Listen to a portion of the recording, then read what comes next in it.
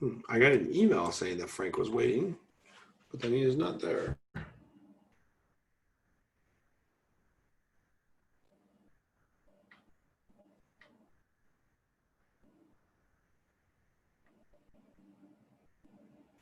I saw you were there, comma, but now it seems like you're not there, period. Zoom room 818-679-5188. What up, man? What's happening? How's it going?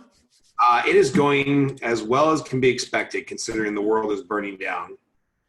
Literally, there was a fire in Castaic today. I was like, what is going on? Brutal. All right, so Generate series. You're pretty much the only one that I know that can match my energy for excitement over lead generation and doing the right thing. So yeah, I just wanted to talk to you as a super successful real estate manager and manager of salespeople. Like, you know, what are you seeing? What are you recommending? Why people should generate leads? Why people shouldn't be scared to call and reach out and connect with people right now? And effectively all the shit you're always telling your realtors. Maybe in a different setting, they'll actually listen this time. I don't know. Well, you tell them enough and you hit them enough. They eventually, some of them listen. Some of them just fall off. Yes. Let me run and go pee real quick, because if not, I'm not going to make it through the half hour. I'll be right back. There you go.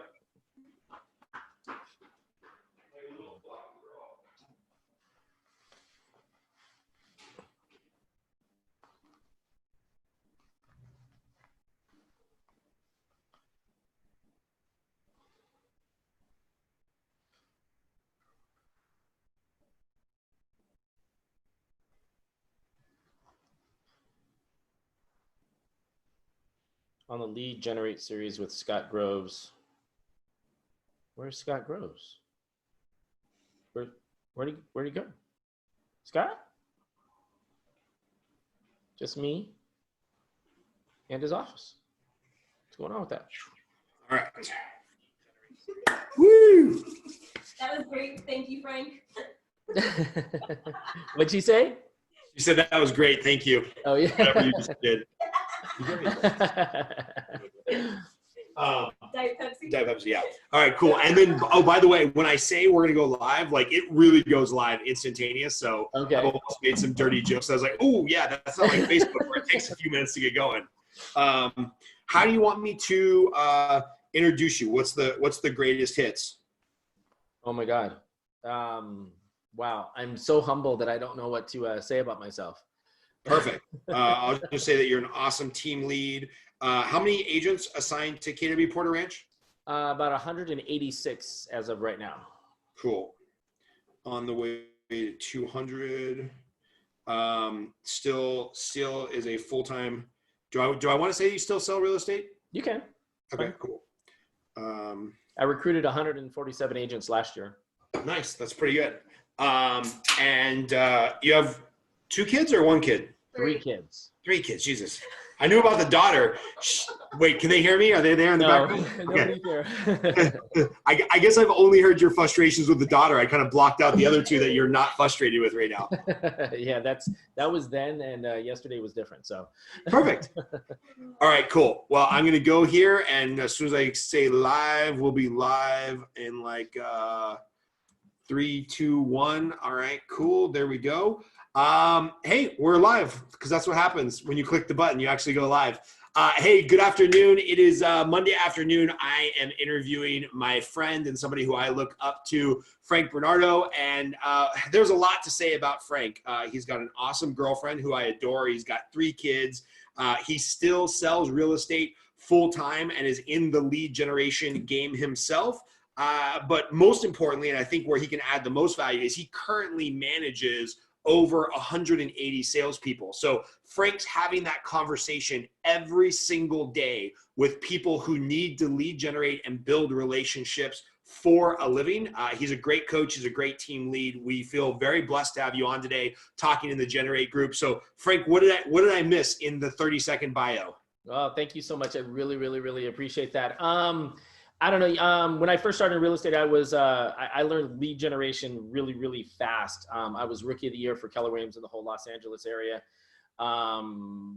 Last year, I also recruited 147 agents to the offices that I was a part of. And I have a super, super strong passion for lead generation. Like, you know, you are one of the only other people that I know that understands how I feel. It's like, I feel like the majority of people in general just don't understand lead generation, or they're scared of it. And tell me, where did that come from? Because you and I have a similar background. You know, we were both in the military. Yep. I got out and went into banking, which is a little different than what you did. You went and became a cop. But, you know, military to cop to technology to real estate, doesn't seem to be a lot of crossover skills there to be a salesperson and go lead generate. So where did that innate desire to be like, no, I can change careers on a dime here and go lead generate? Like, where do you think that comes from? Hold on. Did you say you went from military to baking? To banking. I wish I went to baking. That would have been funny. It sounded like you were baking, like you became a baker. Okay, anyway. So yeah, no, so I pivoted a lot based on what I needed to do in my life. So when I create goals for my life and the things that I need to do, I created the systems and the steps that I needed to do to actually hit those goals. So when I stopped being a police officer, I said, you know, I'm going to go back to school and I'm going to get a degree in computers. I literally mapped out, okay, this is what I need to do to get to where I needed to go.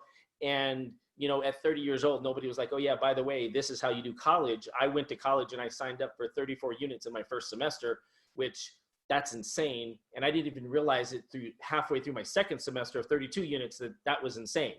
And I just think I've always created a goal and created a plan and the steps to actually make that happen. And so when I got into real estate, the thing that motivated me, that made me understand lead generation at a high level, is that I felt I was put in a position to where I didn't have a choice and I had to be successful.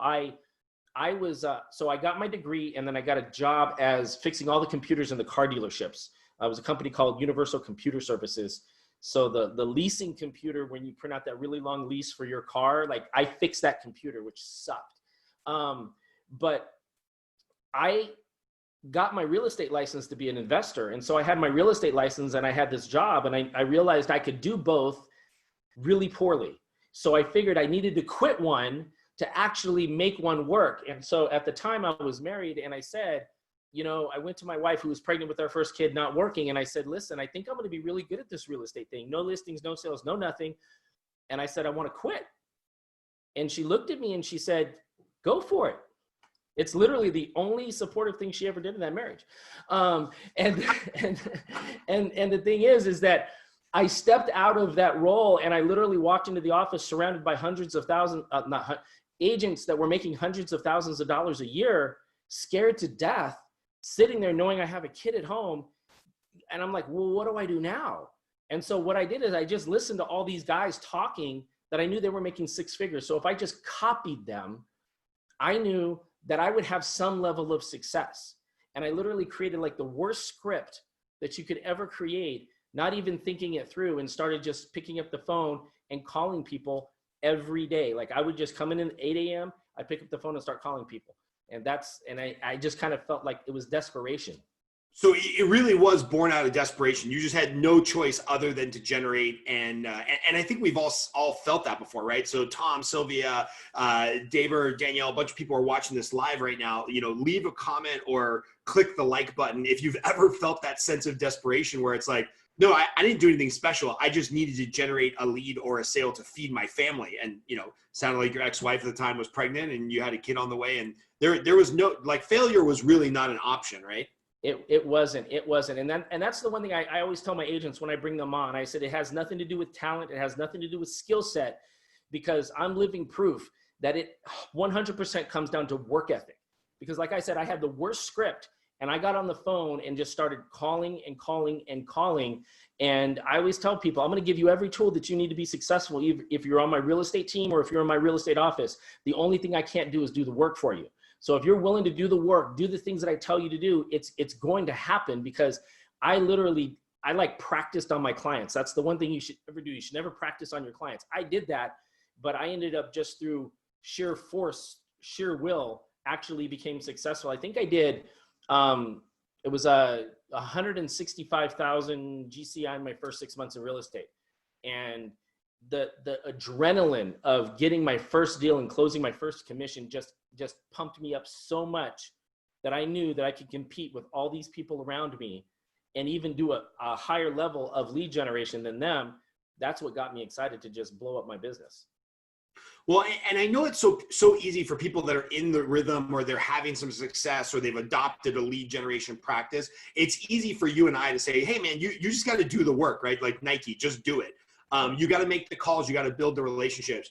You work with a lot of people, and just has nothing to do with you or the company you work for, but the real estate industry as a whole has a lot of fallout and a lot of failure. You know, I think I've read some of the stats where it's like 50% of the agents that get their license aren't going to make it through the first year. And then 50% of those aren't going to make it to year 3. So again, easy for you and I to say, just make the calls, do the work. But what do you really see as the difference between the people that actually do the work and they make it and they attain more success and financial freedom than they ever thought possible, versus the people that 6 months in, a year out, they just kind of peter out. Oh, this isn't for me. It's not. It's like, oh, it wasn't for you. The work wasn't for you. But what do you see as the difference between the people that make it and don't make it in the sales world? You know, it comes, I mean, that turns into a whole conversation about personality types and who trusts you, who doesn't trust you. The agents that have come on that have trusted me, and I said, listen, this is all you have to do. And I give them a specific script. And I don't know if you want me to go into the scripts that I give people or whatever, but I tell them, most people know a minimum of like 300 people. And if you do the math on, if you know 300 people and the average return rate of, like, out of those 300, how many on an annual basis are actually going to do business, you know, that's over a $200,000 a year income. But yet most agents don't hit that number because they're unwilling to do the most basic thing. And I tell people, you just got to call the people you already know and have conversations with them and make sure those people are actually your people. That's actually lead generation. Everybody on this planet is going to buy, sell, or rent at some point in time. So every conversation you have is a potential commission at the end of that. And I don't think people really get that. So it's the people that are like, you know what? I'm just going to throw myself on the sword. I'm just going to throw myself out there. I'm just going to do it. And I'm going to try what Frank said. And everybody that tries what I tell them to do, 99% of the time, they actually get somewhere and they actually do something. So I think at the end of the day, the one thing that separated me when I first started, and the one thing that separates everybody else, is the mindset. It's you actually have to believe that nothing, people get into this thing to where they're afraid of what other people are going to say to them, what other people are going to think. And so that actually limits people from doing things. So if you actually stop giving a crap about what everybody thinks and just go do you and do the things that you know you need to do to be successful, then it's going to happen. So once you change that mindset and say, hey, I'm in real estate, I don't have the choice but to be successful. And then you go forward and do the simple actions that you need to do, which make sure everybody that you know knows you're in real estate, knows that you are the man when it comes to real estate. And if they used anybody else, they'd feel bad. Like, then you're going to be successful. There's almost it's that easy, but because of the mindset aspect, it's actually difficult because people can't get out of their own way. But Frank, when I'm doing sales, I got to make sure I have the best logo, and should I have my picture on my business card or not? And what should my Facebook strategy be? Are you saying if you're in sales, it's just as easy as calling people? Absolutely. 100%. You don't need any of that crap. Like I tell people, I tell everybody, when you come to my office, Keller Williams does amazing things. We have bells and whistles and all these awesome things. We have a great CRM. We have blah, blah. Psh. You don't need any of that. You give me this thing and drop me in the middle of any city and I'll come back with a listing. That's it. All I need is a phone. And you know, it doesn't even have to be a smartphone. Give me a dumb phone and I'll come back, because at the end of the day, lead generation comes down to know, like, and trust. Like, I'll find somebody that knows me and I'll get them to like me. And at the end of the day, when I tell them my story, which we all have a story, you know, they're going to trust me and they're going to want to do business with me. I do lead generation classes all the time to where I tell everybody, I said, I'll do $1,000 challenge right now to where I will bet you $1,000 that I can walk out into businesses and come back with a listing appointment. And nobody's ever taken me up on that. And so going down that path, right, it always cracks me up, the people that are in real estate and haven't read kind of the go-to real estate books.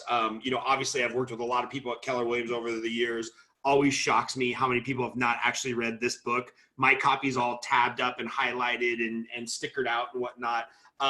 But somebody's just getting started in sales. Doesn't matter whether it's real estate, mortgages, selling widgets, whatnot.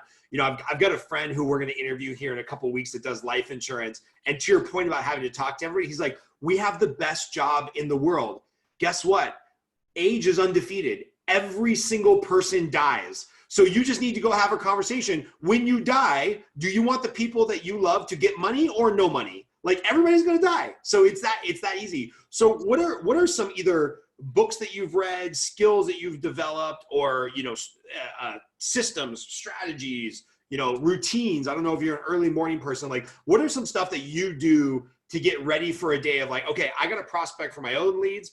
I've got to prospect for new agents to come to your office, and you've got to prospect for your agents sometime to get them over the hump. Like, what are anything you want to talk about? You know, systems, strategies, tactics, books, mindsets, Tony Robbins program you've been to. I don't care. The world is your oyster. So I will tell you this, that I truly believe that mindset is the key to success or defeat for anybody.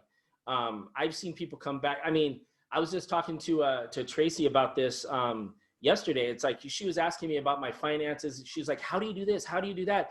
Because I was getting creative with my finances, and I'm able to do things that some people are not, you know, that it wouldn't seem like I was able to do. And I just said, have you ever been to a place in your life to where you were so financially devastated that you never thought you'd be able to recover or come back from that? And she looked at me, she goes, no. And I go, I have. So I know how to do certain things that most people don't know how to do. And that's a mindset issue. And so I believe it all comes back to mindset. So like, my number one book of all time is Think and Grow Rich by Napoleon Hill. And I've read that thing probably 5 times, and I keep reading it because there's always these little things in it that actually help me. And it's so on point that it's fascinating that that book was written when it was written, but it's still so on point. My number 2 is obviously the MREA book by Gary Keller, because the models and the systems on there are totally on point as well. And then it kind of dwindles from there, but Never Split the Difference is a great book because it talks about negotiating habits, and it talks about negotiating habits from a high level. But at the end of the day, I mean, you really have to get your mind right.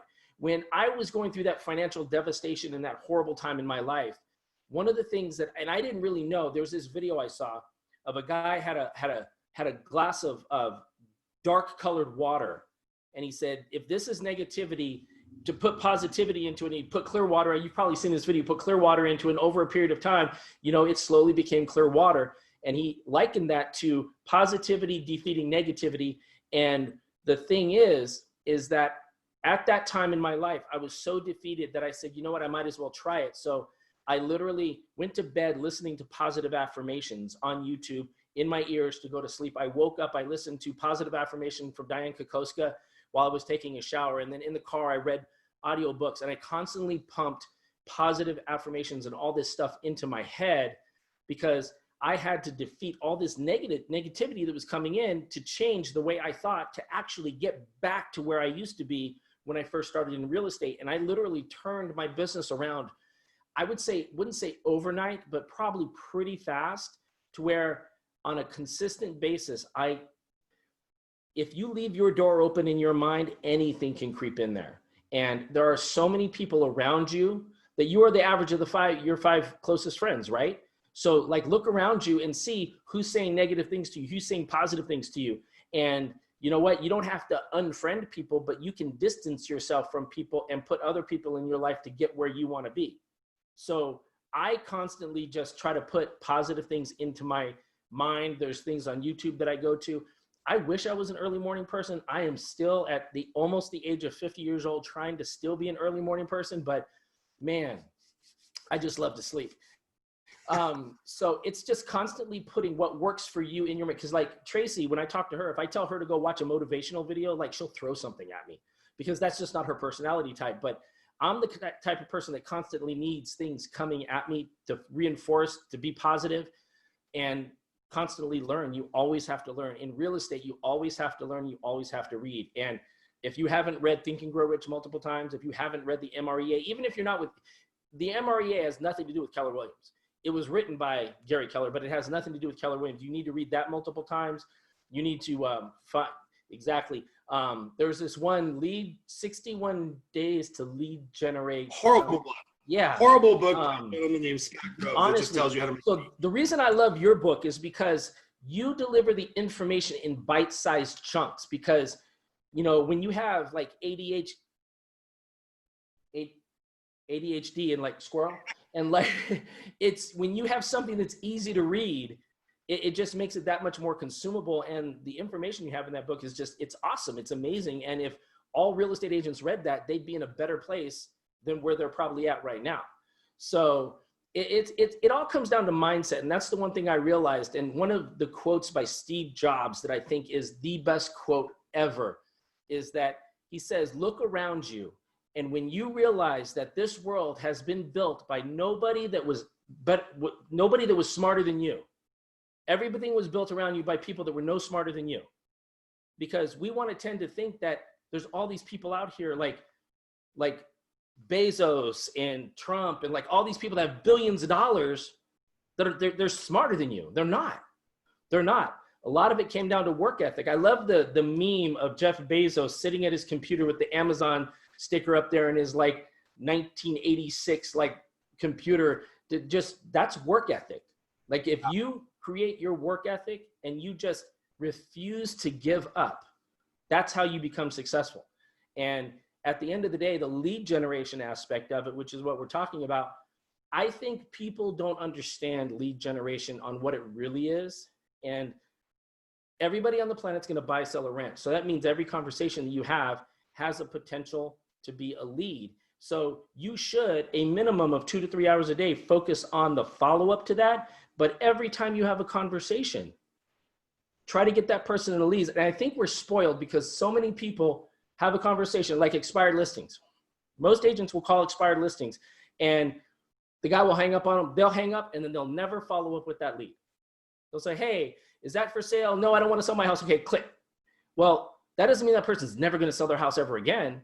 That person just was unhappy at that time. When I talk to you, Scott, and I'm like, you know what, Scott just bought a house. He's probably not going to sell tomorrow. But if I cultivate our relationship, at some point you're going to refinance. And I know pretty good lender, right now having a conversation about refinancing and getting somebody from a 3.5 down to closer to a 3.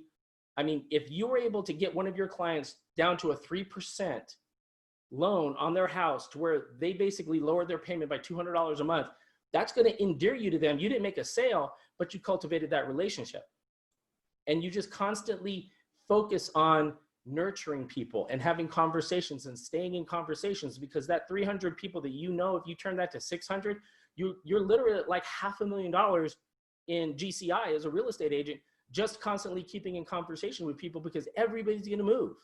Everybody's going to move at some point in time. So, I love this part of the conversation that I've heard you have a few times with agents and then people outside of our industry of mortgages and loans, where it's like, it's not about the sale, it's about the relationship. And that's one of the things that I really enjoy when I've heard you speak in the past is like, hey, yeah, unless you're selling a 99-cent widget that, there's some metric on Facebook, but if you're selling a high ticket item, whether it's, $300 knives, like a lot of my friends that still work for Cutco, or whether it's $300,000, $3 million houses, it really is about the relationship. So can you talk to that for a moment? Because I think a lot of people, they get fired up, they read my book, they read Think and Grow Rich, they read whatever, and they're like, okay, cool. I'm going to crush it tomorrow at business. I'm going to absolutely do the lead generation and block out the time to make my prospecting calls. And they pick up the phone and they're like, oh my God, I don't know what to say. Like, what's the script? What's the this? It's like, well, no, to your point, you're just building a relationship. So what do you tell people to talk about, or what do they say? And again, it doesn't matter what you're selling. Right now, it's just a matter of checking in human to human. So talk a little bit about that idea of, it's about the relationship, not about the sale. No, so if you wiped me out today and threw me in a city I didn't know, my strategy would be to create either address books, CRM, anything I could get for free. My goal would be to contact and get into relationship with as many people as I possibly can, as fast as I possibly can. And then the next thing is to be patient with every one of those people and to talk to them as much as I possibly could. Because everybody, we all know real estate agents. Everybody knows a real estate agent. But at the end of the day, your goal with your database and your people is to talk to them and make sure that those people are your people. If you think that your people in your phone right here don't have another real estate agent following up with them, you are naive. You are naive. But the key is that you need to be the person that person talks to consistently. So the problem that I see agents have is they get on the phone and they do exactly what you said. They don't know what to say. So it's really super easy. And I know other real estate coaches have done this, and it's just the easiest thing to do to stay in relationship and to get in a relationship with people is you call up people and you do the Ford script. And you just go through the Ford script and you take notes and you put it in your database. And then when you call them back, you refer back to your database. Oh, your puppy dog was sick. How did that turn out? Or your daughter just graduated. How did that turn out? What did you guys do for graduation? It's kind of crazy right now. But the Ford script is family, occupation, recreation, and dreams. And it's not an order, so you don't have to do it in that order, but you can do it in whatever order. So if I called you, I said, hey, Scott, you know what? And this is another thing. There's people in your database you haven't talked to in 5-10 years. So it's like, well, what do you do? So you call them up and you go, hey, Scott, it's Frank. How are you doing? I was just going through my database and I ran across your name, and it's been years since we've talked. I wanted to see how you're doing. It's that easy. But what's the script, Frank? What's the script? I need the script. I need the exact I mean, you mean you can just talk to people as human beings? Absolutely. So let's role play. So I'm going to call you up. I haven't talked to you in 5 years. All right. Ring, ring. Yeah. Hey, this is Scott. Hey, Scott, it's Frank. Frank Bernardo, you and I have not spoken in over 5 years. I was going through my address book and I cannot believe that it's been this long since we've talked. I just wanted to call and see how you're doing. Frank, I'm so embarrassed. I don't even know how we know each other. You know what? You know what?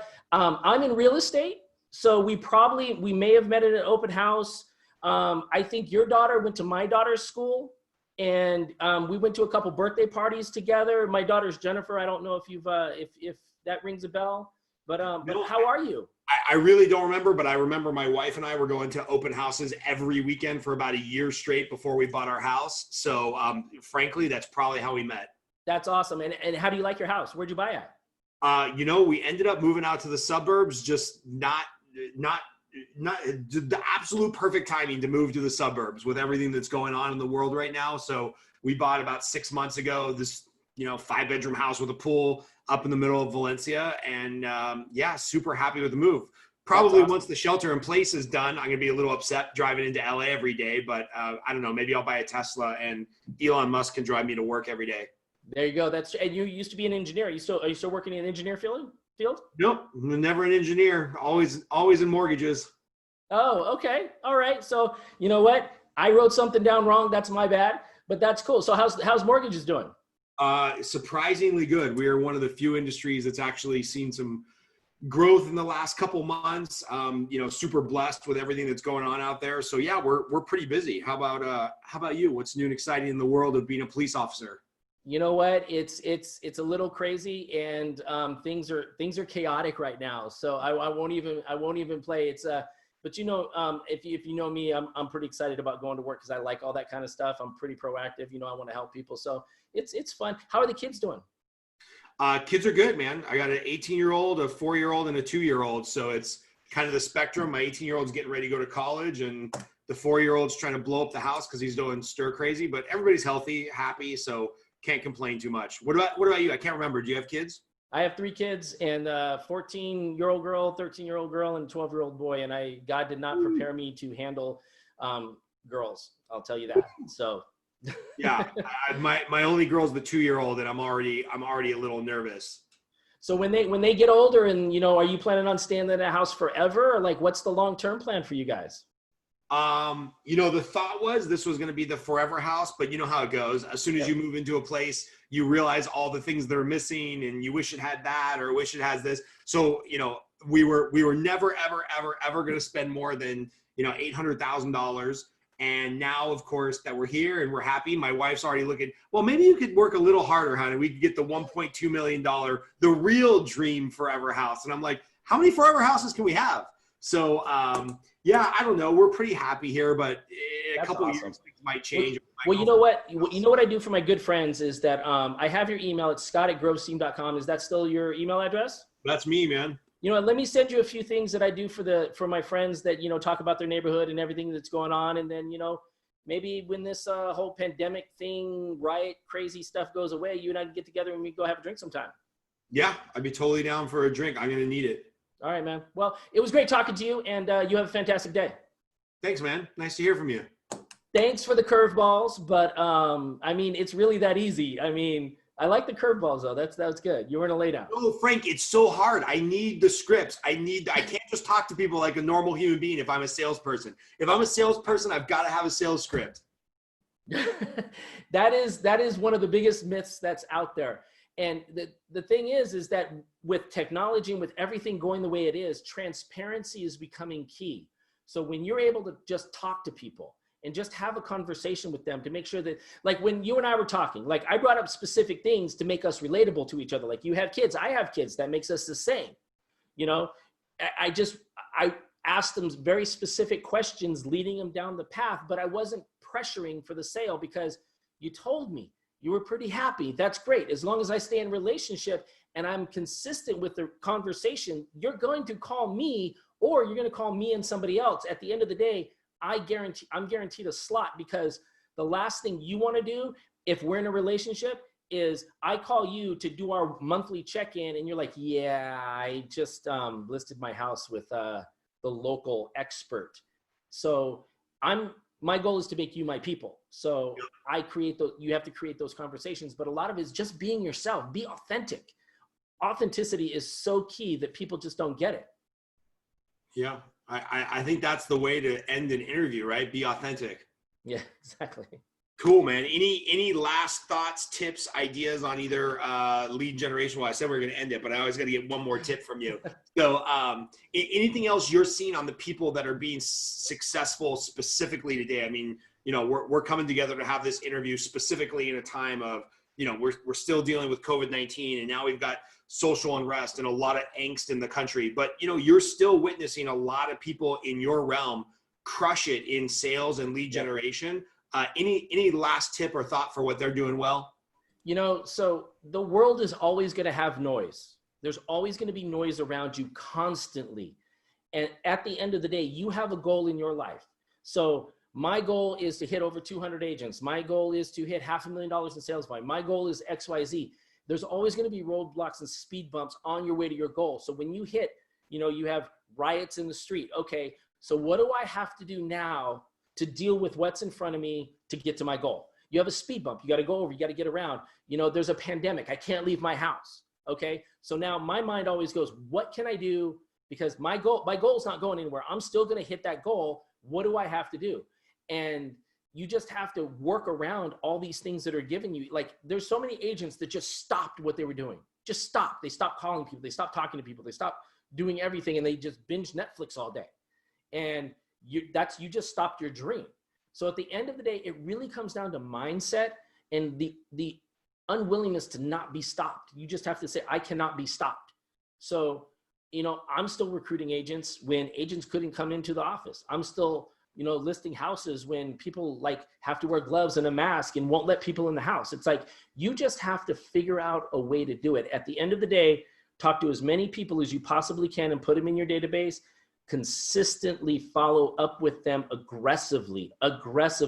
If you're like, I don't know if I should call them again, that means you should probably call them again.